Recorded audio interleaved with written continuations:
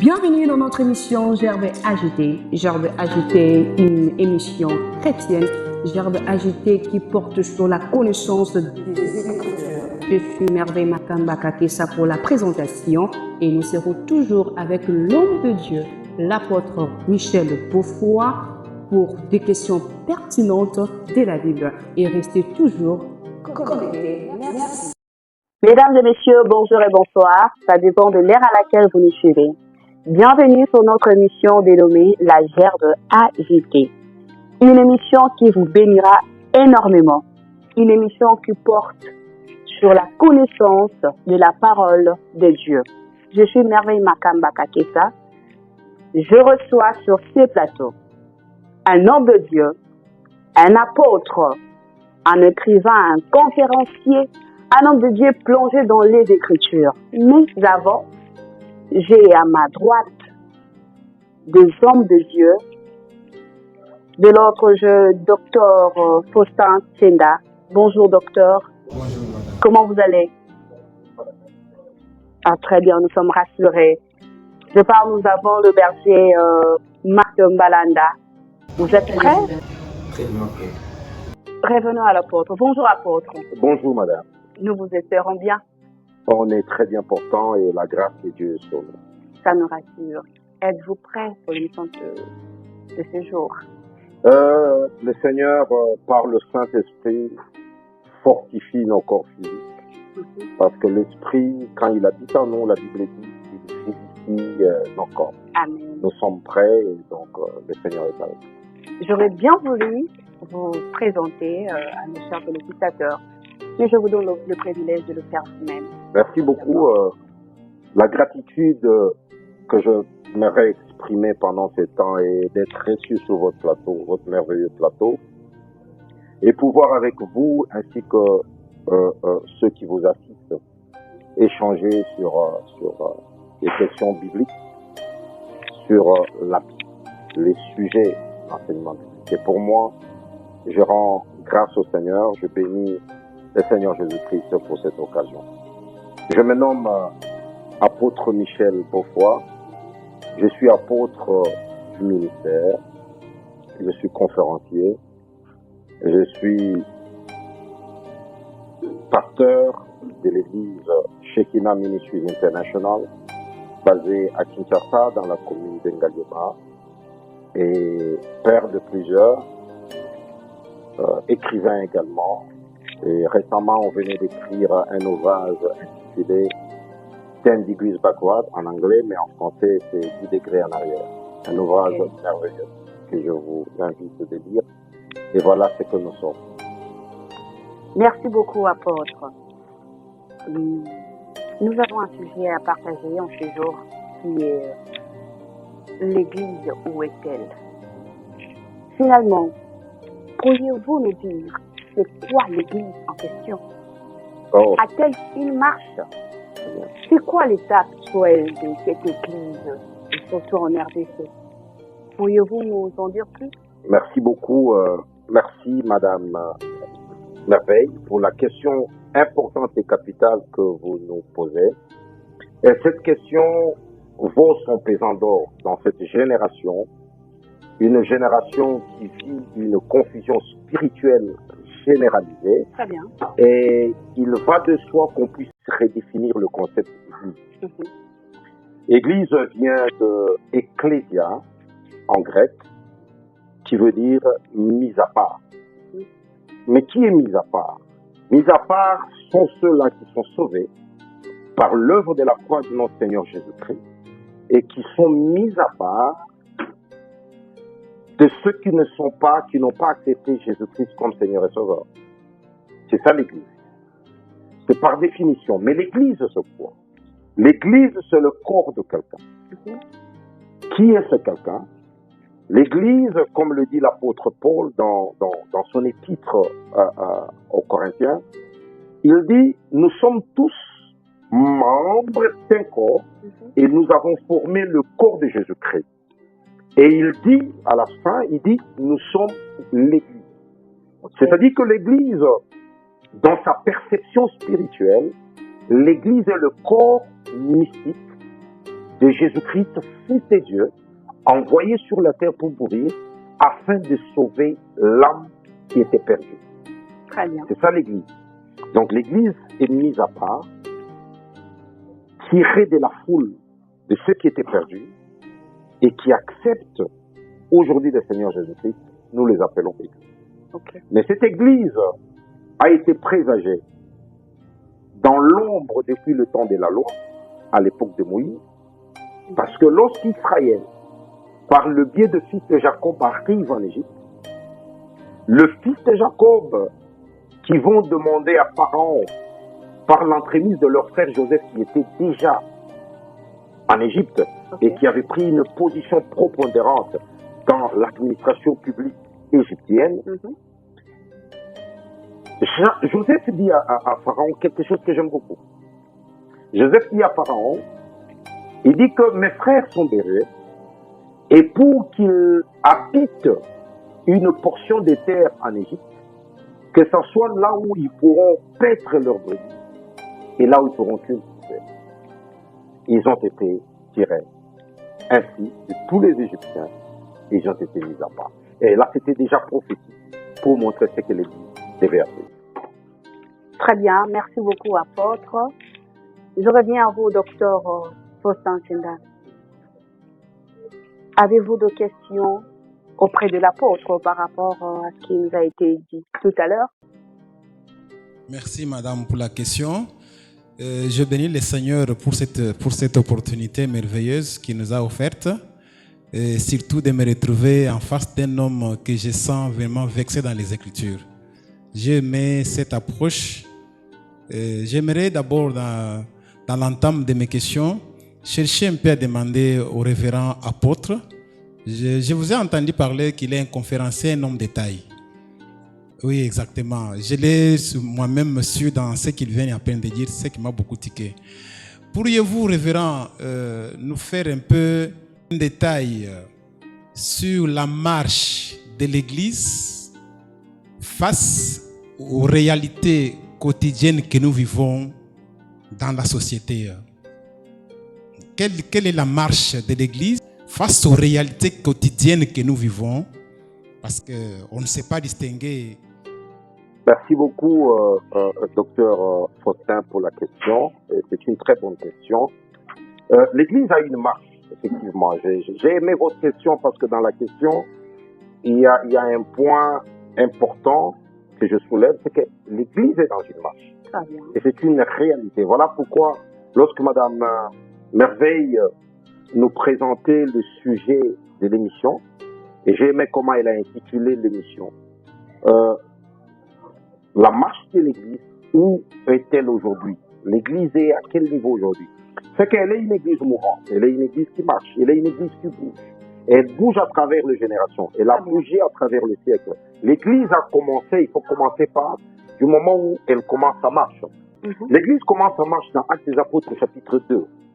Lorsque la Bible relate l'histoire de la Pentecôte, le Saint-Esprit était promis par le Seigneur lorsqu'il partait.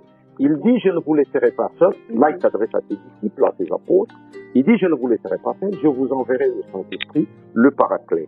Le Paraclet veut dire un autre qui sera comme moi, qui parlera comme moi, qui fera des choses comme moi. Mais cette fois-là, vous ne le verrez pas physiquement. Il ne sera pas dans sa parousie, c'est-à-dire dans sa forme physique, mais il viendra habiter dans chacun de vous. Et cette promesse se réalise exactement dans Actes des Apôtres 2. Quand vous lisez à partir de verset 40, vous verrez que la Bible dit que le Saint-Esprit est descendu dans la chambre haute. Ils étaient 120. Des hommes et des femmes, y compris la mère de notre Seigneur Jésus-Christ, étaient du nombre. Et lorsque le Saint-Esprit vient, c'est là que l'Église prend naissance. À la prédication de l'apôtre Pierre, au sortir de la chambre haute. Donc l'Église marche, mais elle ne marche pas de manière isolée. L'Église ne marche pas de manière orpheline. L'Église marche avec l'Esprit Saint en elle. L'Église a commencé à marcher, pour revenir maintenant à votre question, comment ça marche aujourd'hui, et qu'est-ce qui se passe? C'est-à-dire que L'Église, quand elle marche, elle commence déjà à avoir des problèmes déjà du vivant des apôtres. Eux qui étaient apôtres et qui ont vu la genèse de l'Église, ils ont été tous persécutés. Et beaucoup sont morts, ils sont morts de différentes manières. Je ne l'aurais pas mis à télé parce que ce n'est pas le sujet. Et l'Église, juste après le départ des apôtres, l'Église a commencé à connaître beaucoup de courants. Beaucoup de courants. C'est comme ça qu'il y a eu des églises sectorielles qui ont pris naissance. Quand vous voyez l'histoire de l'Église, vous verrez tout ça. Et vous arriverez, même au siècle le plus récent, vous verrez qu'il y a eu le méthodisme, le pentecôtisme et tout ça autour de la parole de Dieu, autour de la Bible. Mais ici, nous parlons de l'Église de Jésus-Christ. J'aimerais prendre l'envolée, être au-delà des dénominations. Très bien. Pour expliquer que l'Église, ce n'est pas l'Église catholique, ce n'est pas l'Église pentecôtiste, ce n'est pas l'Église méthodiste, ce n'est pas le branhamisme. Quand on parle de l'Église, nous parlons du corps mystique de Jésus-Christ. Nous parlons de l'assemblée des saints, de l'assemblée de premier-né, comme le dit le livre des Hébreux. Donc c'est ça l'Église. L'Église, c'est là où les gens ont accepté le Seigneur Jésus comme Seigneur et Sauveur et ils sont sauvés. Ils confessent, ils vivent par sa parole et l'Esprit du Seigneur vit en eux. Nous avons à ce moment-là l'Église. Mais comment elle marche aujourd'hui? C'est ça la question. Comment elle se comporte aujourd'hui? Et qu'est-ce que nous voyons aujourd'hui? Je répondrai à votre question, cher docteur, en vous disant que le problème vient de la confusion entre l'Église corps mystique et les dénominations locales, les assemblées locales dans différents continents, dans différents pays et dans différentes villes. Voyez-vous? C'est-à-dire que lorsque quelqu'un, un pasteur, avec col pastoral et tenue d'évêque ou quoi, commence son église dans un quartier, dans un pays, dans une salle et tout ça, il appelle cela l'église. Ça, c'est une assemblée locale. Mais maintenant, il y a l'église, corps de Christ, et il y a l'église, une assemblée locale. Ici, je vous dirais d'emblée que l'église, corps de Christ, n'a aucun problème. Cette église se comporte très bien. Parce que cette église-là, elle est comparée à une épouse. Je suis dans Matthieu au chapitre 25. On compare cette église à une vierge sage qui a une lampe et de l'huile. Très bien. Et qui attend l'arrivée de l'époux. Et l'époux a promis à l'épouse qu'il devra venir pour la prendre afin d'aller dans les noces. Et qu'est-ce que l'épouse fait? À l'absence de l'époux qui ne vient pas encore, l'épouse se prépare. Et la préparation de l'épouse, c'est quoi? C'est alimenter cette lampe-là d'une permanente huile pour qu'elle ne s'éteigne pas. Mais quelle est cette huile? Cette huile, c'est cet esprit de Dieu qui est descendu dans Acte 2, tel que je l'ai dit précédemment, et qui anime chacun de nous qui appartenons à ce corps appelé épouse qui est l'Église.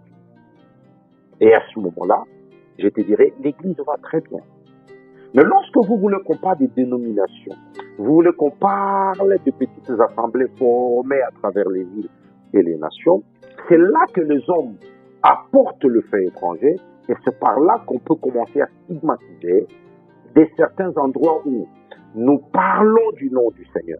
Nous parlons même au nom du Seigneur. Nous parlons au nom de l'Église, alors que ce sont des sectes pernicieuses, ce sont des doctrines de démons, ce sont des inserts qui sont venus de part et d'autre, et même de faux prophètes qui se sont introduits.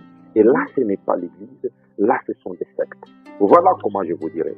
L'Église va très bien. Merci beaucoup, révérend. C'est comme si vous m'avez dévancé dans la deuxième question, parce que vous avez épinglé un point très important. Vous avez parlé de l'espérance. Alors, j'allais vous demander quelque chose là-dessus. Vous dire qu'au jour d'aujourd'hui, il y a des hommes et des femmes qui fréquentent les assemblées locales. Chaque dimanche, chaque mardi, jeudi, vendredi. Donc, ces hommes-là, à quoi peuvent-ils s'attendre? Ils peuvent s'attendre à quoi? Aller chaque fois à l'église? Quelle est leur espérance? Vous, en tant que chrétien, un homme versé dans les Écritures, vous qui connaissez quand même les choses comme il se doit et qui devez quand même mettre les choses sur les rails, quelle espérance pouvez-vous donner à ces hommes et les femmes qui chaque matin sont dans les assemblées locales demandant à Dieu quelque chose? Docteur Faustin, il est important pour nous de faire un distinguo entre fréquenter une église locale simplement et fréquenter une assemblée des saints, une assemblée des enfants de Dieu nés de Dieu. Lorsque vous faites ces distinguos, lorsque ça devient clair dans l'esprit, dans la compréhension de celui qui se rend dans une église, vous venez dans mon église, c'est d'abord l'enseignement. La démarcation entre une église pernicieuse, une église sectorielle, une église morte et une église vivante, c'est la qualité de l'enseignement. Et cet enseignement, cette qualité de l'enseignement, comment vous le savez, c'est lorsque le ministère apostolique passe quelque part, il pose le fondement, parce que le ministère apostolique a la charge et la responsabilité de poser les fondements de la naissance d'une église et de suivre, protéger, encadrer ce fondement qui avait été posé. Et là, c'est ce que nous dit en Corinthiens au chapitre 12, le verset, à partir du verset 28, je le crois. Et donc, si le fondement, il est bien posé, mais le fondement est posé sur quoi? Ephésiens chapitre 2, verset 20. Il nous dit quoi? Il dit, nous avons été, oh j'aime ça, il dit, nous avons été édifiés sur l'enseignement des apôtres et des prophètes. Mais attention, c'est la fin qui m'intéresse. Avec Christ comme pierre angulaire. C'est-à-dire que Christ est le fondement de tout texte. Oh, j'aime ça. Et donc, lorsque vous fréquentez une église, vous entrez dans une église locale, la première chose que vous devez avoir, c'est que vous devez questionner le fondement de cette église où vous y allez. Vous devez questionner le fondement de cette église. Et comment vous questionnez cela? Vous devez vous poser la question, vous regardez la question, vous regardez la qualité de l'enseignement qui est dispensé, vous regardez même le dispensateur, et à ce moment-là, vous vous rassurez que vous êtes dans une bonne église. Mais une deuxième chose est importante aussi, c'est le fruit que vous voyez dans l'environnement appelé église où vous êtes allé. Parce que là où il y a l'Esprit de Dieu, nous voyons le fruit de l'Esprit. Merci beaucoup, apôtre. Docteur Faustin, êtes-vous rassuré et convaincu? Oui, en tout cas, je suis vraiment convaincu de la sagesse que j'ai trouvée dans cet homme de Dieu. Et je suis béni cet après-midi. Très bien. Passons à vous, Berthe Marc Mbalanda. Avez-vous de quoi poser à l'apôtre puisque nous avons le privilège d'avoir Bien évidemment, madame. Merci beaucoup encore de me redonner la parole. Mon apôtre, vous entendre parler, je réalise cette parole qui dit c'est poussé par le Saint-Esprit que les hommes ont eu à parler de la part du Seigneur. Donc je confirme que votre présence sur ces plateaux n'est pas vaine, parce que vous dites des choses qui sont tellement inspirées, et ça me pousse vraiment à vous poser cette question qui me préoccupe autant dans mon cœur. Quelle est votre optique par rapport à des assemblées, à des églises qui se disent chrétiennes, mais qui parfois enseignent des doctrines tellement variées et qui sont dans des pratiques tellement mystiques? Quelle est votre optique par rapport à ça? C'est ma première question. Et ma deuxième question est la suivante. Nous qui sommes enfants de Dieu, en allant dans ces assemblées, avec des enseignements tellement variés, des doctrines tellement compliquées, avec les réseaux sociaux qui englobent tout cela aujourd'hui, et on entend des hommes de Dieu passer des émissions, passer sur des chaires des églises, prêcher des choses qui dépassent même l'intelligence des chrétiens. Quelle est votre optique par rapport à ça? Ce n'est pas un danger par rapport à la vie des enfants de Dieu qui vont tous les jours dans les églises, ou comment, par rapport à vos apôtres? Comment est-ce que vous pouvez m'expliquer ça? Merci. Merci beaucoup, Berger, pour cette question très importante, et que Dieu vous bénisse. Mais je vais vous répondre par les Écritures, parce que nous parlons des Écritures, nous parlons de la parole de Dieu, et mon optique sera biblique. J'aimerais qu'on prenne les Écritures dans 1 Timothée. Nous prenons 1 Timothée chapitre 4, le verset 1er. On commence par le verset 1er. Je veux lire, ou quelqu'un qui a la... 1 Timothée chapitre 4, le verset 1er. Nous lisons au nom de Jésus. Mais l'Esprit dit expressement que l'Esprit dit expressement, soulignez le mot expressement, l'Esprit dit Dans expressement les que derniers temps, quelques-uns abandonneront la foi. vous comprenez? Et ça, c'est déjà la première fois où l'apôtre Paul commence à parler de l'apostasie. Très bien. Je reviendrai sur l'apostasie et nous allons nous y étaler.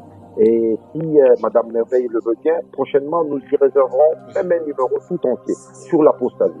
Ça, c'est de l'apostasie.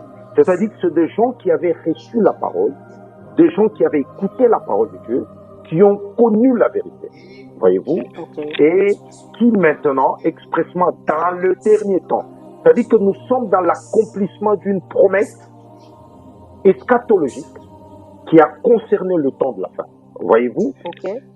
Continuez. Pour s'attacher à des esprits séducteurs. Quelques-uns abandonneront la foi. À des esprits séducteurs. C'est de la séduction.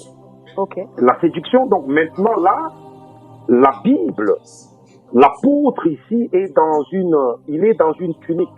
Il est dans l'office prophétique.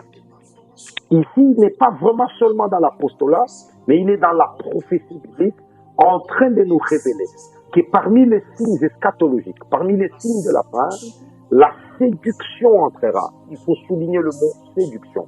La séduction entrera. Les gens vont abandonner la foi.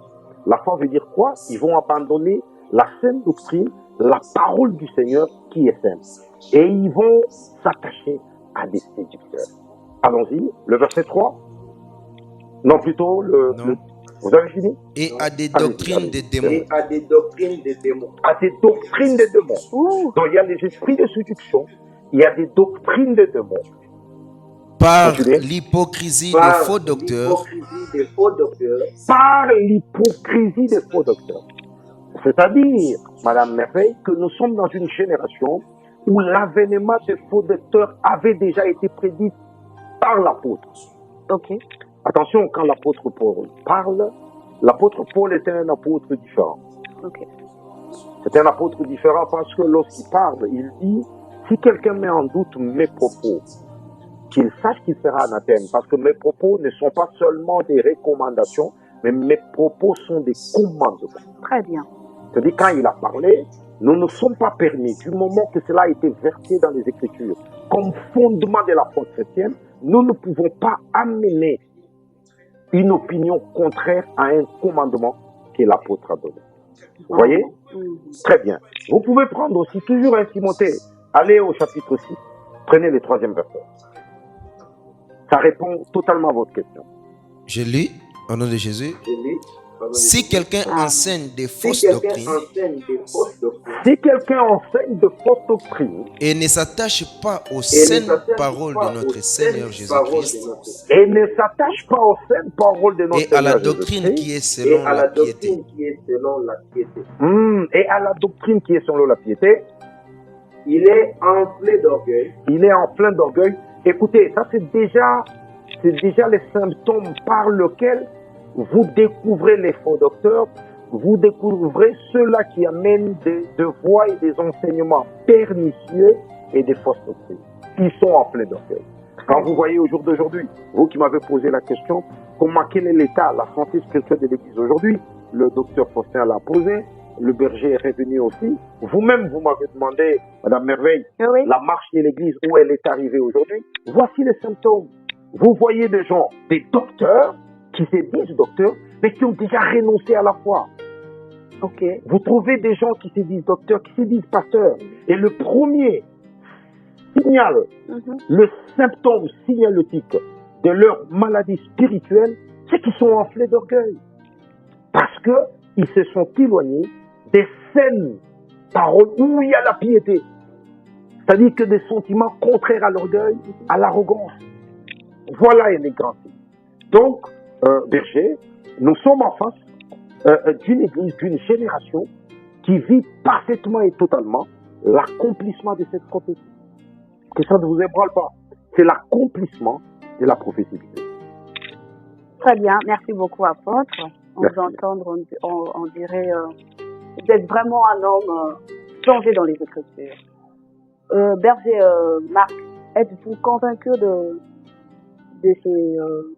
résultats ou tellement de convaincu par rapport à la manière dont l'apôtre a essayé de pouvoir contourner un peu cette petite question aux yeux des hommes qui ne connaissent pas en réalité la parole, mais des hommes qui sont ancrés dans les Écritures peuvent comprendre la profondeur de cette question et la pertinence avec laquelle l'homme de Dieu a brossé succinctement cette question qui venait de moi. Mais alors, si vous permettez, j'aimerais demander quelque chose encore à l'apôtre par rapport à des choses que nous suivons dans les réseaux sociaux. Nous sommes des Très gens bien. qui aimons des fois suivre les réseaux et ça peut, à d'autres cas, toucher la sensibilité de ceux-là qui ne comprennent pas et qui ne connaissent pas la parole de Dieu dans la Très bien, vous profondeur. avez la parole. Mon apôtre, j'ai suivi dans la toile quelque chose qui a amené un vent tellement terrible au niveau de l'Internet. Un homme de Dieu connu, réputé dans ce monde, qui disait que la présence de Dieu, elle est que la parole de Dieu, elle est plus importante que la présence de Dieu. Pour vous, est-ce que cette parole que cet homme de Dieu a eu à prononcer sur la toile, elle est correcte?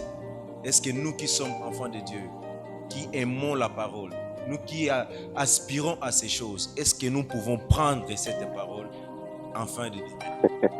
Merci beaucoup. Merci. Il est vrai qu'il se passe tant des choses sur la toile et que les gens, chacun se permet, en fait, parce qu'il n'y a pas d'autorisation, chacun se permet de faire des déclarations. Tout dépend de la doctrine de chacun. Mais j'aimerais rester dans la doctrine de Christ. J'aimerais rester dans les Saintes Écritures. J'aime la Bible parce que la Bible, je n'aime pas réfléchir. La Bible s'interprète elle-même. Les Écritures, voilà pourquoi d'ailleurs cette émission s'appelle Gerbe agité. Savez-vous pourquoi cette émission s'appelle Gerbe agité? La gerbe agitée, c'est quoi? Quand vous lisez Lévitique au chapitre 23, vous prenez le 11e verset, vous verrez qu'Israël avait la promesse que lorsqu'elle va entrer à Canaan, Canaan qui était la terre promise, à la première moisson d'Israël, les Juifs devaient amener la première gerbe de la moisson. C'est de là qu'est parti le principe du prémisse, la loi du prémisse. C'est que Dieu reçoit toujours le premier d'entre eux. Je crois que ça doit rester en nous parce que c'était l'ombre. Mais dans la réalité, nous laissons toujours Dieu également prendre la première part. On amenait la gerbe, c'était des gerbes de blé, et on devait donner ça aux sacrificateurs. Les sacrificateurs avaient la mission d'agiter la gerbe.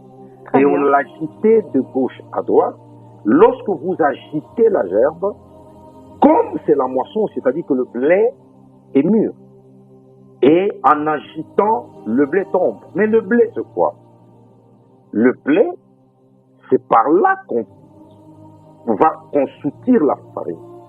La farine qui va nous aider à fabriquer le pain. Le pain. Et le pain, c'est la parole de Dieu. Parce que Jésus-Christ est le pain qui vient d'en haut. N'est-ce pas?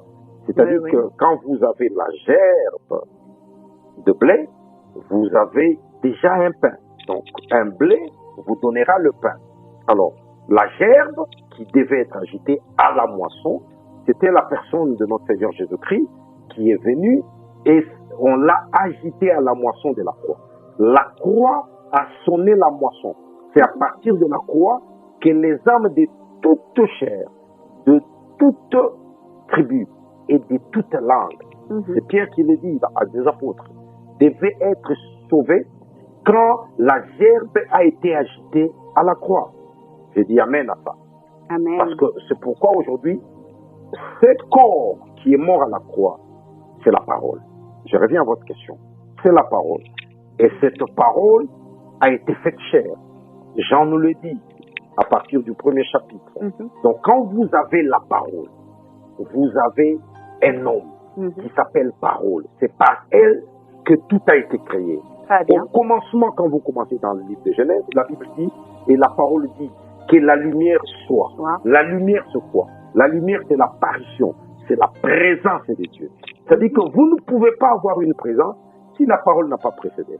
Donc, vous ne pouvez pas parler de la parole qui dépasse la présence, parce que la parole donne la présence de celui-là qui est Christ, qui est la parole, qui est l'entièreté de la parole, qui est le Fils de Dieu.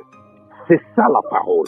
Donc, la parole, quand elle est déployée, la parole, quand la gerbe est agitée, ce que vous voyez, l'ombre disparaît.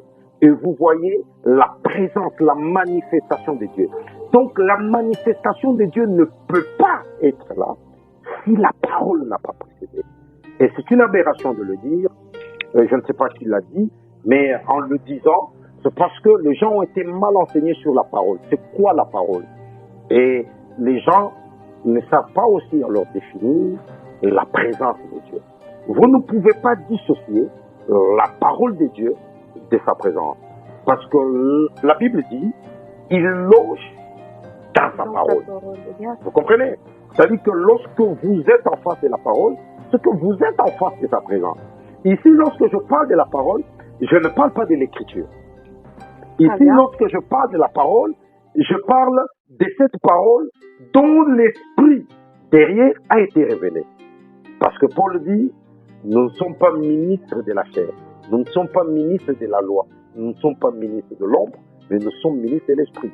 C'est-à-dire qu'au travers de l'écriture, nous questionnons l'esprit qui a derrière l'écriture, nous questionnons cet esprit. Et dès que nous avons cet esprit, c'est la manifestation de la présence de Dieu.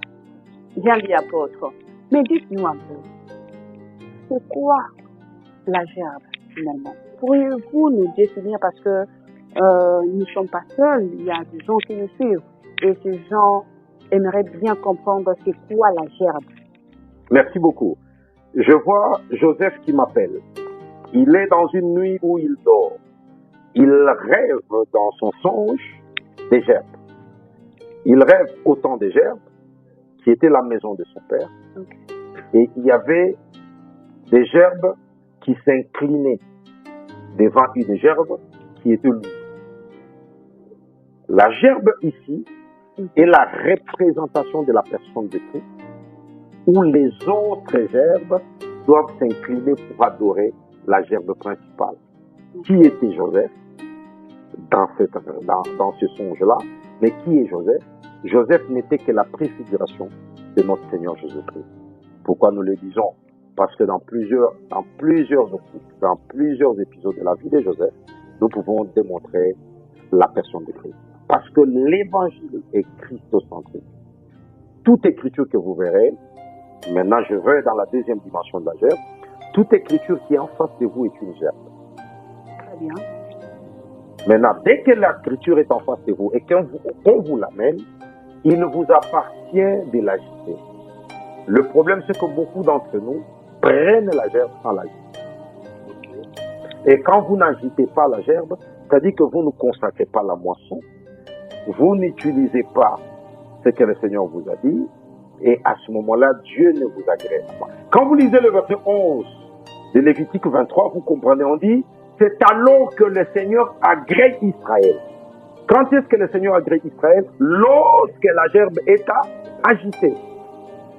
Alors aujourd'hui, j'aimerais qu'on lise une écriture. Pouvez-vous nous lire Ésaïe chapitre 8, le verset 20. Ésaïe chapitre 8, le verset 1. J'aimerais compléter cette écriture par rapport à ce qu'on dit, et vous verrez que c'est merveilleux, Madame Merveille. Vraiment. Au nom de Jésus. À la loi et au témoignage. À la loi et au témoignage.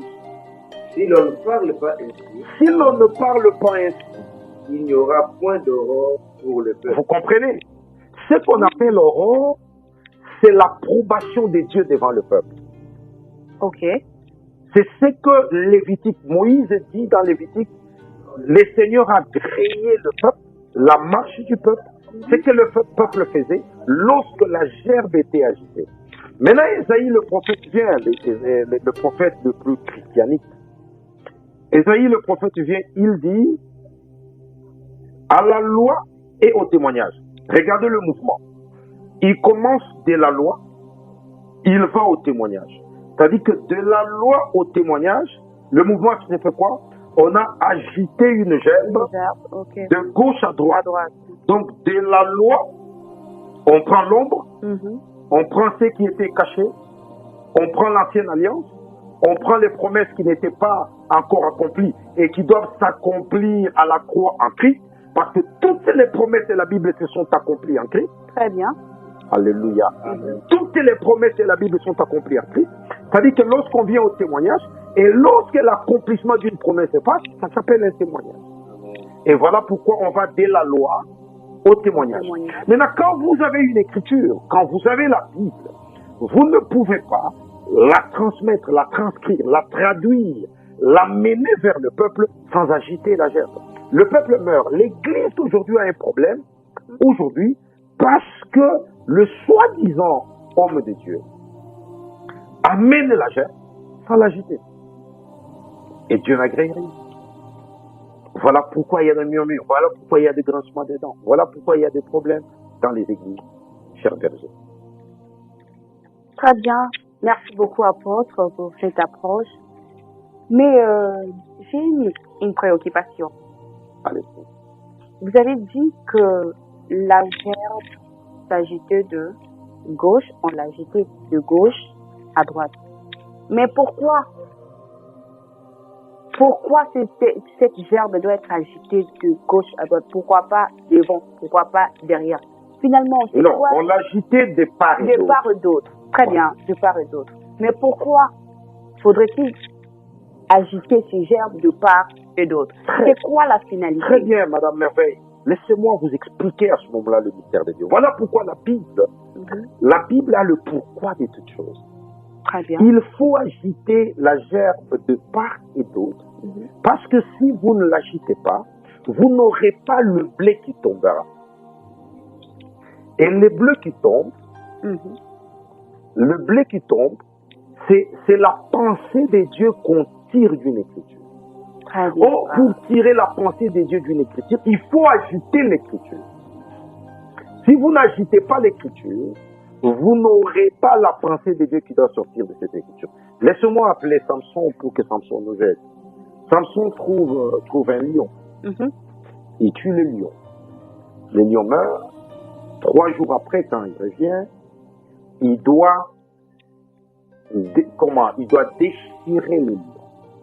Lorsqu'il déchire le lion, dans le lion, il trouve qu'il y avait déjà le miel. Voyez-vous? C'est-à-dire qu'il a agité les lions pour trouver dans les lions le miel. Ok. Et vous verrez, je reviendrai dans le mystère de Troie lorsque nous aurons à échanger prochainement même Très sur bien. le chiffre. Donc, la raison de l'agitation de la gerbe, c'est pour secouer la gerbe et tirer la pensée de Dieu, tirer la bénédiction de Dieu dans une gerbe et c'est activé. C'est l'esprit qu'il y a dans l'écriture qui bénit, parce que l'écriture tue. L'écriture est exactement ce lion-là. Si vous ne vous arrêtez qu'au lion, il vous tue. Mais lorsque vous agitez les lions, vous le déchirez, vous trouvez le miel. Et quand vous mangez le miel c'est la nourriture de la grâce. La grâce, c'est la bénédiction. Parce que à Cana coule le lait et le miel. Merci beaucoup, apôtre. En tout cas, j'en ai beaucoup comme préoccupation. Je vous donne la parole, docteur. Oui, merci beaucoup, Madame Merveille, pour cette opportunité que vous ne cessez de m'offrir. J'allais demander à l'apôtre une chose que j'ai suivie plus d'une fois dans vos intelligentes interventions de tout à l'heure là. Je comprends, à moins que ce soit ma définition particulière, dans vous dire que les problèmes qu'il y a comme des difficultés dans l'église, des problèmes, je parle des églises locales, des problèmes qu'il y a dans nos églises locales, parmi les fidèles à vous entendre parler, c'est que les problèmes, ce ne sont pas les fidèles, parce que nous parlons de l'église où est-elle. Les problèmes, ce sont les hommes de Dieu, bien sûr, qui n'agitent pas l'herbe. Donc c'est par là que nous pouvons dire que non, ce sont les hommes de Dieu qui doivent faire leur travail d'agiter nécessairement la gerbe de gauche à droite. Pour Très que bien, docteur. La méconnaissance de la parole de Dieu est la responsabilité de ceux-là qui enseignent cette parole chaque dimanche dans leur prêche, chaque semaine, chaque lundi et chaque jour de la semaine. Vous ne pouvez pas condamner un troupeau amaigri de ne pas être en bonne santé alors que le berger est là. Le psaume 23 de David dit quelque chose de très important. Il dit ceci, David, j'aime beaucoup ces prophètes de Dieu, David, il dit, il m'amène vers les verts pâturages. Oh, vous comprenez? C'est-à-dire que le troupeau ne va pas vers les verts pâturages tout seul. Le troupeau est conduit vers les verts pâturages. Très bien. Il dit, il me rassure. Il ajoute, il dit, il me rassure. Vous comprenez?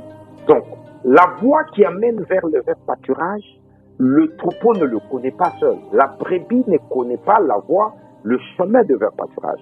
Pour arriver au vert pâturage, il faut qu'il y ait un berger qui a la houlette et qui a le bâton.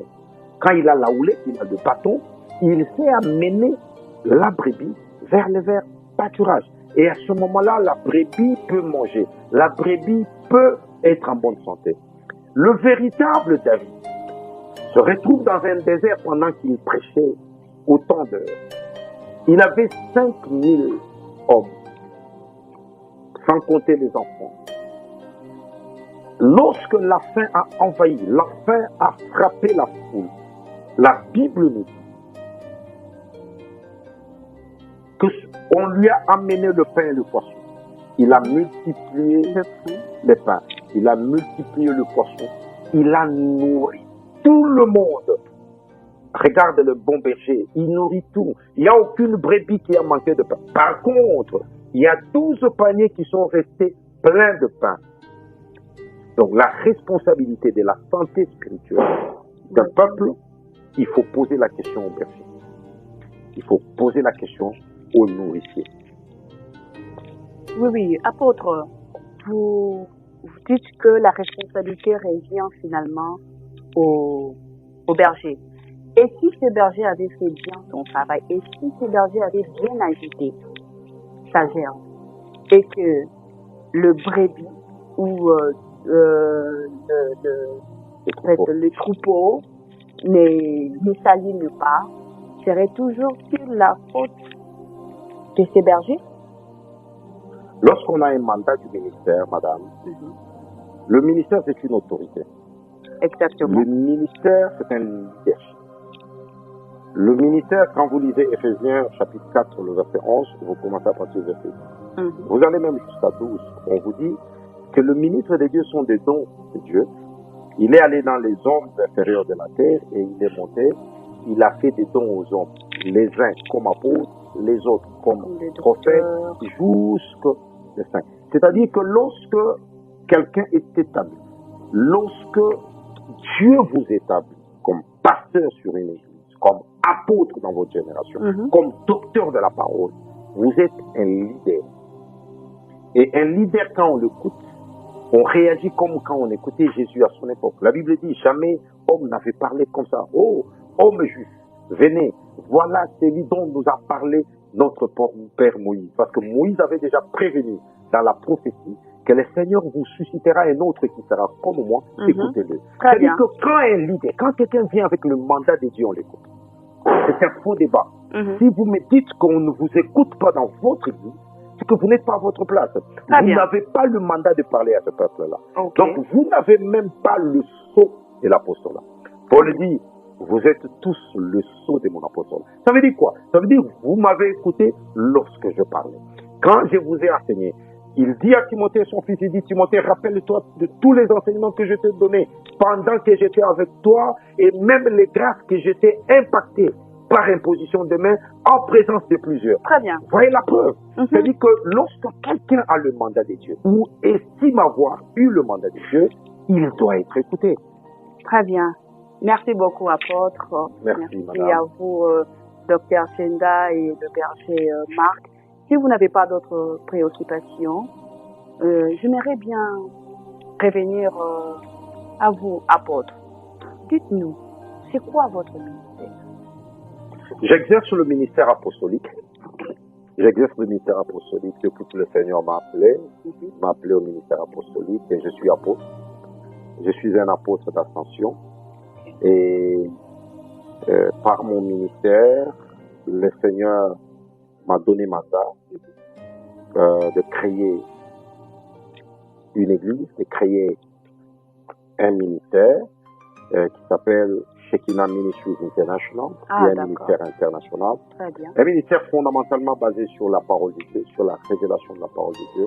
Par elle, nous bénissons les nations, nous bénissons beaucoup. Et à travers le ministère Shekinah, nous avons également une école biblique, qui est une école d'hommes de Dieu, que nous appelons SSM. SSM, c'est le Shekinah School of Ministry, qui est une école biblique. D'ailleurs, ici, je profite de votre plateau pour lancer l'appel à tous ceux qui peuvent nous suivre. Je crois que le numéro passeront, l'adresse va passer aussi sur l'écran, où on va inviter plusieurs. Donc, nous sommes là, nous formons les hommes de Dieu par rapport à la parole de Dieu et nous édifions également les églises de ministères à travers les nations. C'est ça le travail que nous faisons. Un apôtre a deux missions principales. La première mission, c'est d'implanter, de poser les fondements. La deuxième mission principale de l'apostolat, c'est veiller, vérifier. L'apôtre est une sentinelle par excellence. Il veille sur le fondement qui a été posé pour que ce fondement ne soit pas dérobé, que ce fondement ne soit pas renversé, que ce fondement ne soit pas corrompu. Merci beaucoup, apôtre. Je vous remercie, madame.